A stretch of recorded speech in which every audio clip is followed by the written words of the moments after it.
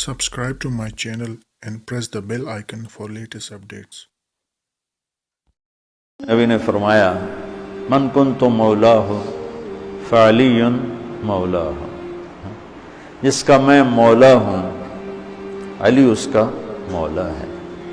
اور یہاں مولا سے مراد دوست نہیں ہے، یہ ہم دوست کا ترجمہ کرتے ہیں آقا، سردار، جس کا میں سردار ہوں علی اس کے سردار ہیں۔ اس کے پیچھے ایک کافی پس منظر میں بہت سی چیزیں ہیں، ان کی صفائی کرنے کے لیے میرے نبی نے غدیر خم پر یہ حدیث بیان فرمائی خطبے میں کہ جس کا میں مولا ہوں اس کا علی مولا ہے۔ تو یہ چند دن پہلے مجھے خیال آیا کہ ہمیں حضرت علی نہیں کہنا چاہیے، ہمیں مولا علی کہنا چاہیے، کہ میرا نبی ہمیں ان کو ہمارا مولا بنا کے گئے ہیں۔ ہم سمجھتے ہیں صرف یہ شیعہ کہتے ہیں مولا علی، وہ صحیح کہتے ہیں، من کنت مولاہ فعلی مولاہ۔ آپ سب کے چہروں پہ میں حیرانی دیکھ رہا ہوں،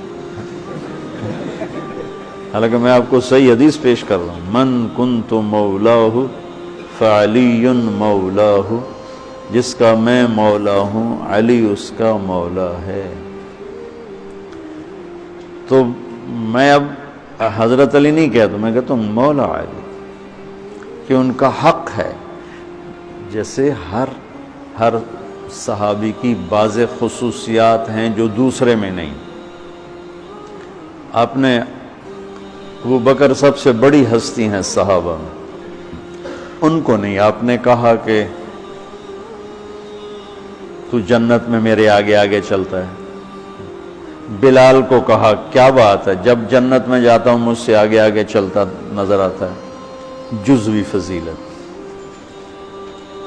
سارے لوگ پیدل چلیں گے میں براق پہ چلوں گا، میرے نبی نے فرمایا، اور بلال میرے آگے سرخ اونٹنی پہ بیٹھ کے چلے گا، یہ جزوی فضیلت۔ جنت میں جانے لگوں گا تو جنت کی سواری کی لگام ایسے نیچے گرے گی۔ نیچے گرنے کا مطلب ہے کوئی ڈرائیور آئے گا، کوچوان آئے گا جو چلائے گا، تو بلال حبشی کو یہ رسی پکڑائی جائے گی۔ تو اس طرح یہ جزوی فضائل کسی کے کسی طرح، کسی کے کسی طرح ہیں۔ تو مجھے خیال ہے کہ ہم اہل البیت کے حق میں بڑی کوتاہی کرتے، بہت کوتاہی کرتے۔ ہم اللہ کے نبی کی اولاد کے تذکرے نہیں کرتے، اس سے ان سے محبت کی گرمی بھی نہیں پیدا ہوتی۔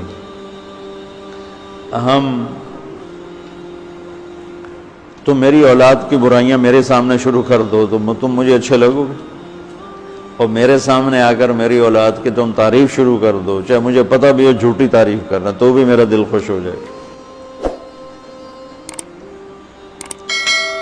تو ہم نے نا اللہ کے نبی کے گھرانے کے بارے میں بہت کوتاہی کی ہے، بہت کوتاہی کی۔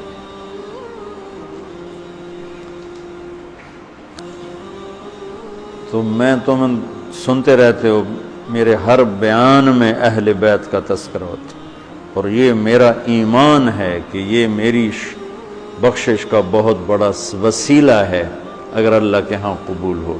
ریاکاری میں مردود ہو گیا تو وہ تو الگ بات ہے، اور جو اس کا ہر فیصلہ حق ہے، لیکن اگر میرے اللہ نے قبول فرمایا تو میرے بیانوں میں میری سب سے بڑی متاع میرے نبی کے گھر کا تذکرہ ہے۔ میں اس سے اندر کی محبت سے بھر کے کرتا ہوں، اور اپنی کوتاہی پر اور امت کی کوتاہی پر استغفار کرتا ہوں کہ ہم نے اپنے نبی کی اولاد بھلانا تو کیا ہے، 60 سال میں کیا کر دیا، ذبح کر کے رکھ دیا۔ مجھے حیرت ہوتی ہے کہ نبی کا نواسہ ہو اور ادھر سارے نامراد سور قسم کے انسان ہوں، اور پھر ان کے پیچھے لگ کے نبی کے نواسے کو ذبح کر دیا گیا، کچھ سمجھ نہیں آتا۔ شاید اللہ ان کے عالی شان مقام طے کر چکا تھا۔ جب وہ سب ساتھیوں نے کہا نا کہ آپ واپس چلیں، وہاں ابن زیاد آ چکا ہے، واپس چلیں، تو فرمایا کہ نہیں مجھے جانا ہے۔ ان کا تم موت دیکھ رہے ہو، کیوں جا رہے ہو؟ کہا مجھے میرے اللہ کے نبی خواب میں ملے ہیں، انہوں نے مجھے کچھ بات فرمائی ہے، لہذا مجھے جانا ہی جانا ہے۔